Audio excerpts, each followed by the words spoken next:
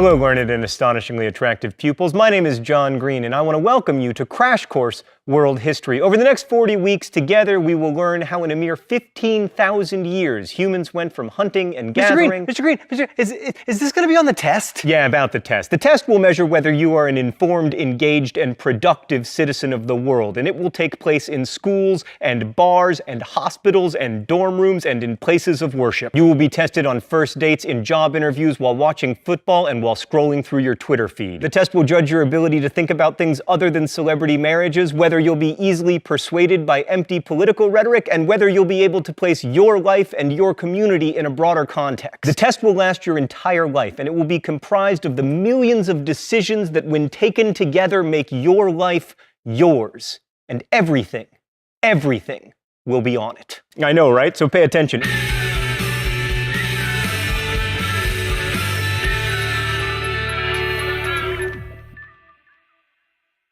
In a mere 15,000 years, humans went from hunting and gathering to creating such improbabilities as the airplane, the internet, and the 99-cent double cheeseburger. It's an extraordinary journey, one that I will now symbolize by embarking upon a journey of my own. Over to camera 2. Hi there, camera 2. It's me, John Green. Let's start with that double cheeseburger. Oh, food photography. So this hot hunk of meat contains 490 calories. To get this cheeseburger, you have to feed, raise, and slaughter cows, then grind their meat, then freeze it and ship it to its destination. You also gotta grow some wheat and then process the living crap out of it until it's whiter than Queen Elizabeth I. Then you gotta milk some cows and turn their milk into cheese, and that's not even to mention the growing and pickling of cucumbers, or the sweetening of tomatoes, or the grinding of mustard seeds, etc. How in the sweet name of everything holy did we ever come to live in a world in which such a thing can even be created, and how is it possible that those 490 calories can be served to me for an amount of money that, if I make the minimum wage here in the US, I can earn in 11 minutes? And most importantly, should I be delighted or alarmed to live in this strange world of relative abundance? Well, to answer that question, we're not going to be able to look strictly at history because there isn't a written record about a lot of these things, but thanks to archaeology and paleobiology, we can look deep into the past. Let's go to the thought bubble. So 15,000 years ago, humans were foragers and hunters. Foraging meant gathering fruits, nuts, also wild grains and grasses. Hunting allowed for a more protein-rich diet, so long as you could find something with meat to kill. By far the best hunting gig in the prehistoric world, incidentally, was fishing, which is one of the reasons that if you look at the history of people populating the planet, we tended to run for the shore and then stay there. Marine life was A, abundant, and B, relatively unlikely to eat you. It's worth noting that cultivation of crops seems to have arisen independently over the course of millennia in a number of places, from Africa to China to the Americas, using crops that naturally grew nearby: rice in Southeast Asia, maize in Mexico, potatoes in the Andes, wheat in the Fertile Crescent, yams in West Africa. People around the world began to abandon their foraging for agriculture. And since so many communities made this choice independently, it must have been a good choice.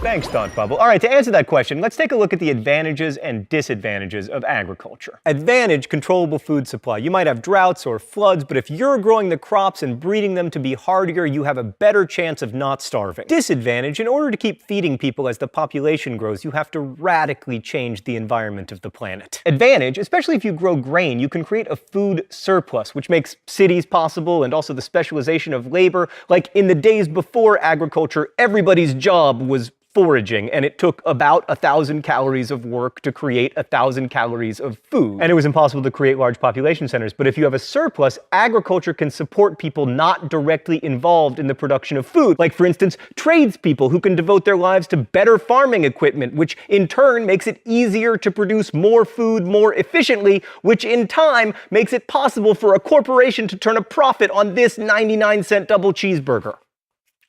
This is delicious, by the way. It's actually terrible, and it's very cool.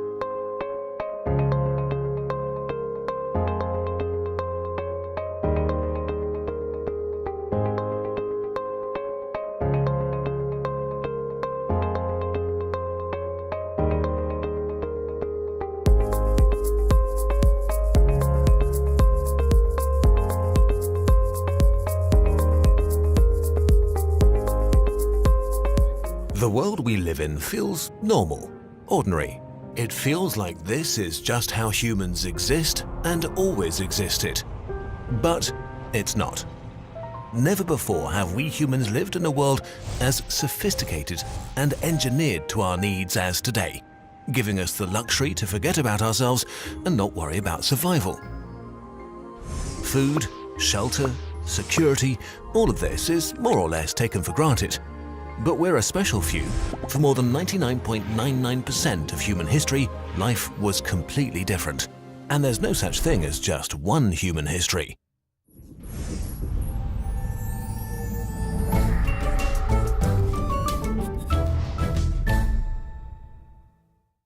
Our story begins 6 million years ago, when the tribe of hominini split and our relationship with the apes ended. 2.8 million years ago, the genus of Homo, the first humans, emerged. We like to think of ourselves as the only humans, but this is far from the truth. When we, Homo sapiens sapiens, came into existence 200,000 years ago, there were at least 6 other human species around. Cousins of comparable intelligence and ability, which must have been incredibly scary, kind of like living with aliens. Some of them were very successful.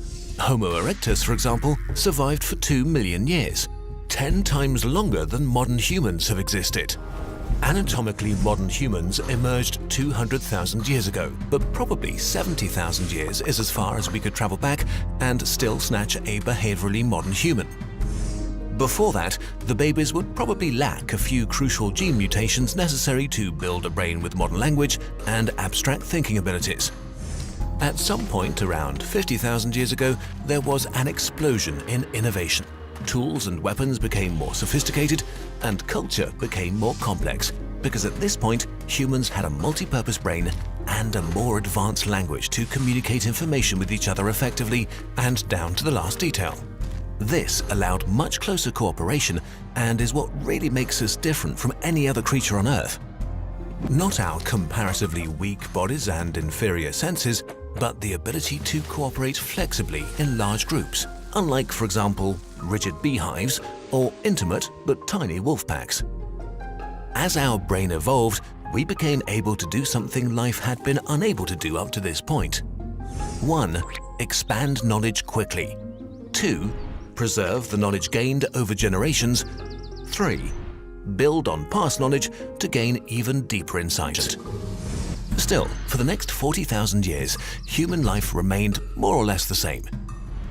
There was little to build upon. Our ancestors were only one animal among many. Building a skyscraper without knowing what a house is hard. But while it's easy to be arrogant in our attitude to our ancestors, this would be ignorant. Humans 50,000 years ago were survival specialists. They had a detailed mental map of their territory, their senses were fine-tuned to the environment, they knew and memorized a great amount of information about plants and animals. They could make complicated tools that required years of careful training and very fine motor skills. Their bodies compared to our athletes today just because of their daily routines, and they lived a rich social life within their tribe. Survival required so many skills that the average brain volume of early modern humans might even have been bigger than it is today. As a group, we know more today, but as individuals, our ancestors were superior to us. But then, around 12,000 years ago in multiple locations, humans developed agriculture. Everything changed very quickly. Before, survival as a hunter and forager required superb physical and mental abilities in all fields from everybody. With the rise of the agricultural age, individuals could increasingly rely on the skills of others for survival. This meant that some of them could specialize. Maybe they worked on better tools. Maybe they took time to breed more resistant crops or better livestock. Maybe they started inventing things. As farming got more and more efficient, what we call civilization began.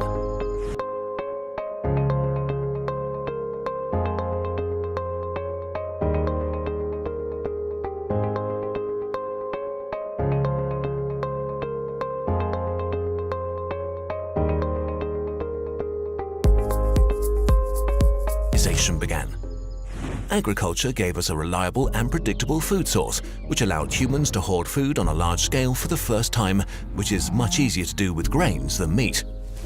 A food stock required protection, which led to communities living together in tighter spaces. First, early defense structures were built. The need for organization grew.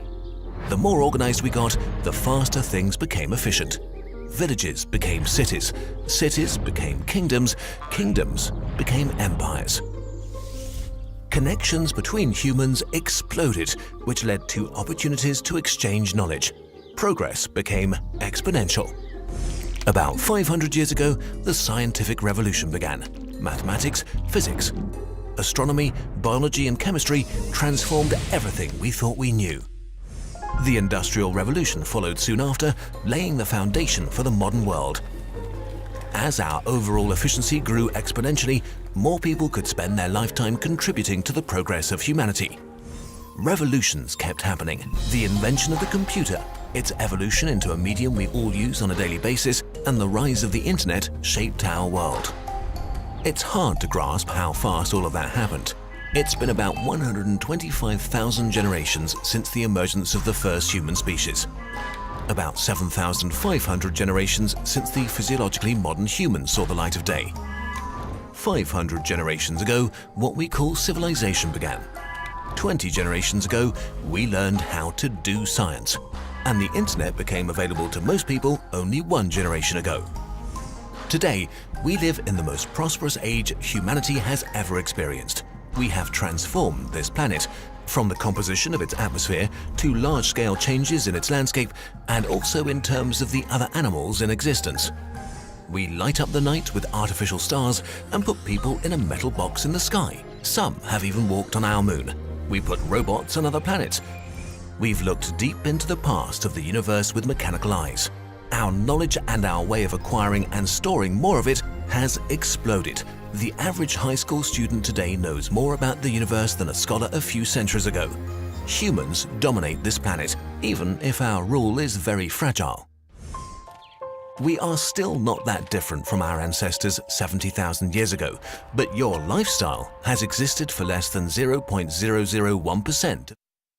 The eye can see. Many historians also argue that without agriculture, we wouldn't have all the bad things that come with complex civilizations like patriarchy, inequality, war, and unfortunately famine. And as far as the planet is concerned, agriculture has been a big loser. Without it, humans never would have changed the environment so much, building dams and clearing forests, and more recently, drilling for oil that we can turn into fertilizer. Many people made the choice for agriculture independently, but does that mean it was the right choice?